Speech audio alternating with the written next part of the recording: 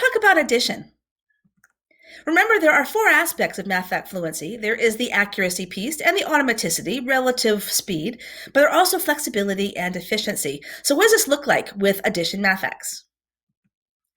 Birdie's research has shown that kiddos go through a whole developmental progression when they're learning to add, even preschool level, our youngest kiddos. What they will do is they'll begin their journey by counting all. So if you ask them to count out, if you said you have 3 cubes and then I gave you 2 more cubes, how many do you have now? The kids would actually directly model that. They would put out 3 cubes, 2 more cubes, and they count them up starting with 1. Now that progresses to using their fingers. Now the fingers are on them all the time, very helpful. Fingers are actually really good for their brain to be able to use this. And so our youngest kiddos will begin using them to count. So they might do 3 and 2 and go 1, 2, 3, 4, 5. Now that progresses to maybe even still having the 3 out, but knowing that this is a group of 3. So they'll say 3, 4, 5. That progresses to counting on with just the 2 fingers without having to have the 3 out at all. They can put the 3 in their head and go 4, 5.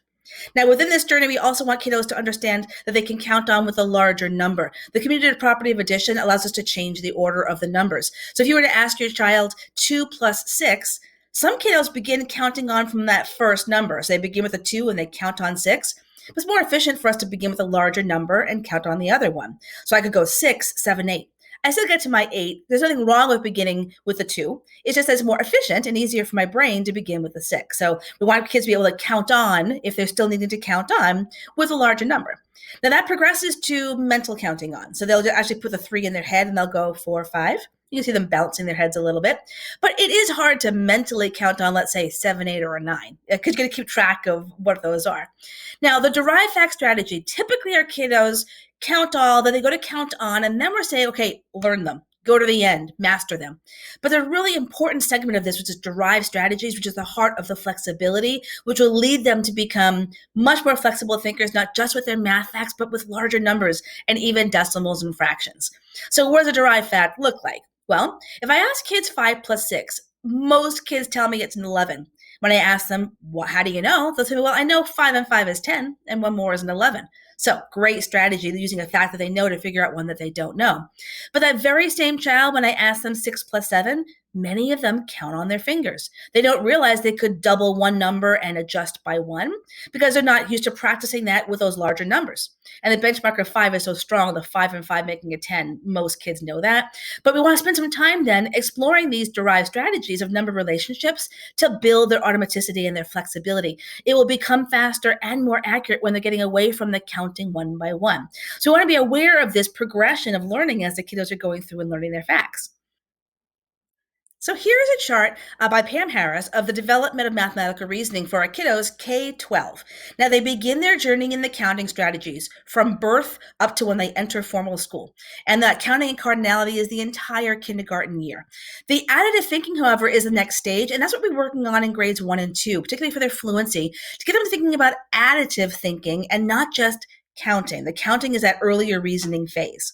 So keeping this in mind then, when we try to figure out where are the kiddos on their journey, how do I measure all these 4 aspects of fluency?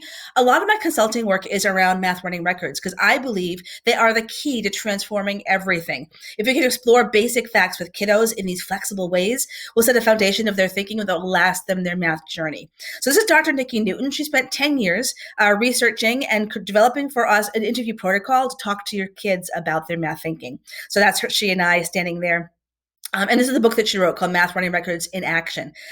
We together wrote a book on the next steps of how we can explore these strategies with concrete and pictorial and abstract ways. But this is the heart of it first. We have to know where to begin with your child.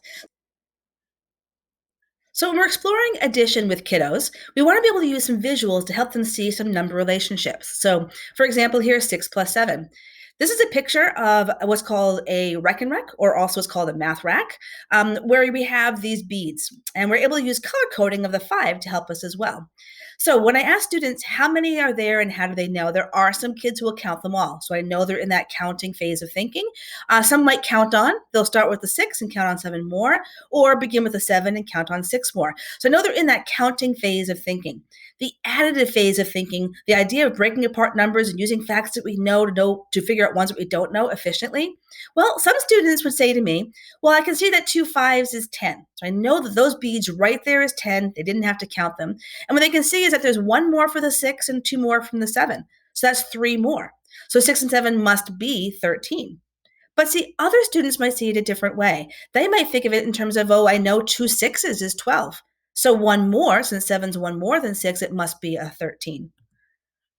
And even other students might take the 3 from 6 to give it to the 7 to make a 10 and rename it as a 10 plus a 3 for their brain. There is not one right way of thinking about these strategies. We never want to force a certain strategy on a child, but we do want them exposed to different thinking because it may be easier for their brain. And when you hear someone else's thinking, you say, oh, that's interesting. I never thought of it that way. We try it out, we practice it, and then it becomes our own. We're making those new neural pathways in our brain. Now, here's a progression from the math running record from the research Dr. Nikki did of what's a great introduction of these strategies in a row. And this is what Dr. Nikki and I and Dr. Allison Mello wrote a book on, which is what are some concrete, pictorial, and abstract ways we can explore these strategies, give the kids a practice that they need to build their flexibility of thinking. Now, there is just only one protocol for any age child. So on here, you're seeing a progression of what's expected for grade kindergarten, first, and second. But a lot of our upper elementary kiddos don't have all these in place either. But so we do want in kindergarten, the kids to be able to have that fluency, all 4 aspects, within 5.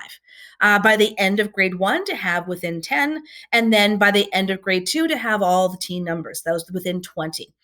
Now, there are some upper elementary kiddos who aren't there yet, so the running record is a really amazing protocol to allow us to zoom in on where every child is, because kids don't live by and don't learn by the grade level their age happens to put them in. Every child's on their own journey, so we got to find out where they are, help them start right from there, and move them on. Every single kid can learn this. So I want to focus on 2 of the major strategies we can use for our teen numbers that will help our kids develop their flexibility and their fluency. So you're seeing an example here. These are all free from Berkeley Everett on his site. They're called Math Flips. You're seeing on card A there that 10 frame shows 7 and 7 more. So if the kids can figure out that that is a 14, side B always helps you talk about how side A could help you solve side B. So how could knowing that those 2 10 frames with those dots in them is a 14 help us solve this 7 plus 8? Well, 7 plus 8 must be just one more, and you can visually see why with that little gray added circle there. Another example on these set of cards are on the Rec and Recs. So if I know that this is 6 and 6, because the color coding helps me with that 5, well, 6 and 6 is 12. How can that help me solve this one?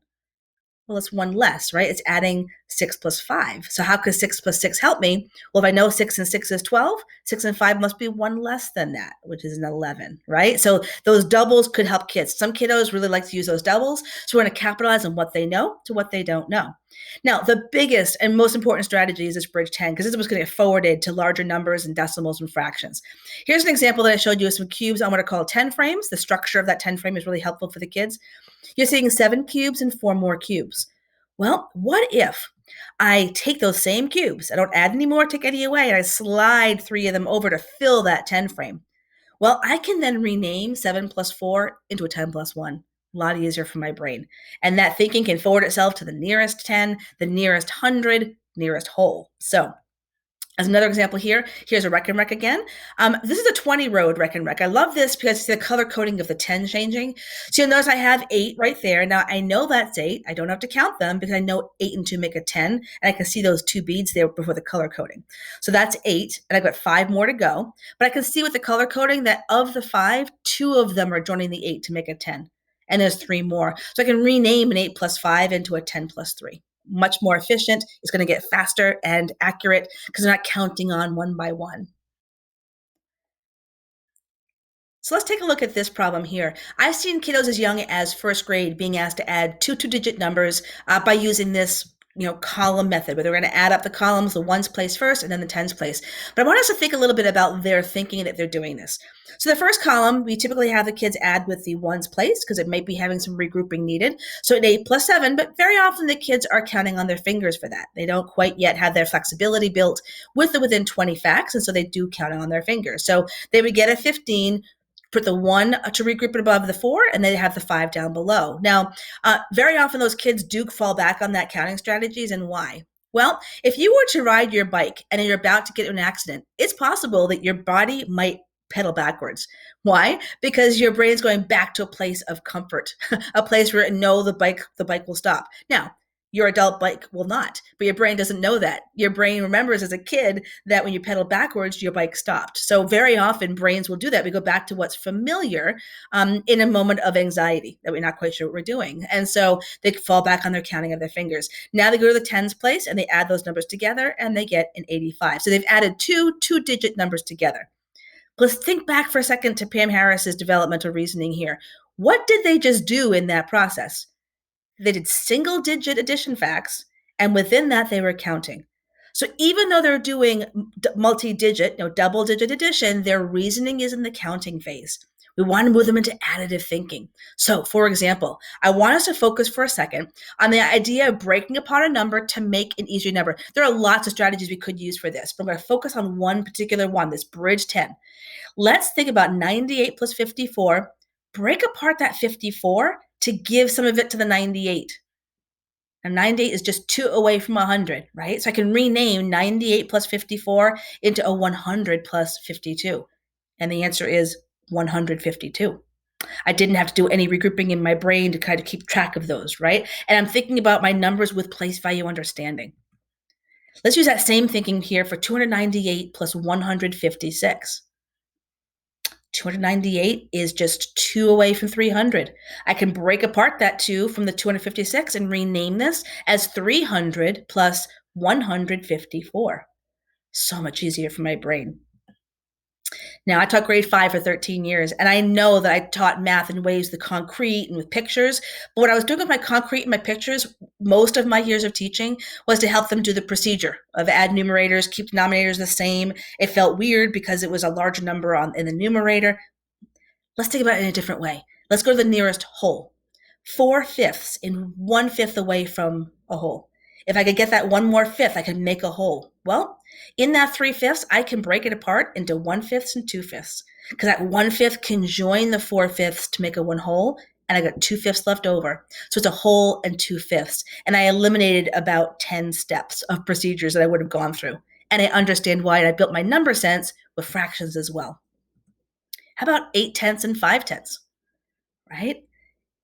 8/10 and 5/10. That 8/10 is 2/10 away from a whole. I can break apart that 5/10 into 2/10 and 3/10 and give the 2/10 to the 8/10 to make it 1 and 3/10. Very often my students would add the 8 and the 5 and get a 13 and give me the answer of 1300ths. And I would say, they have no number sense. There's no reasoning for that. And I really think that the number sense gets ruined when the algorithm for adding happens so early in their journey. So while it's tempting for you with your child to want to help them with the algorithm because it's what you know, and yes, you get an answer quickly, we're limiting their thinking about that can apply to larger numbers down the road for their journey. So as a summary then for addition, first of all, we want to be able to move our students from that counting phase of reasoning into additive thinking. And how are we going to do that? Well, we could focus on breaking apart numbers and putting them back together using friendlier numbers for our brain. So for example, here, 397 plus 286, that would be pretty scary, right? A lot of regrouping that would have to happen there. But 297 is just 3 away from 400. We can take that 3 from the 286 and rename it. A lot easier for our brains. Again, I'm Annalise Record. Thank you so much for joining me about this addition video, and I hope you have a wonderful day.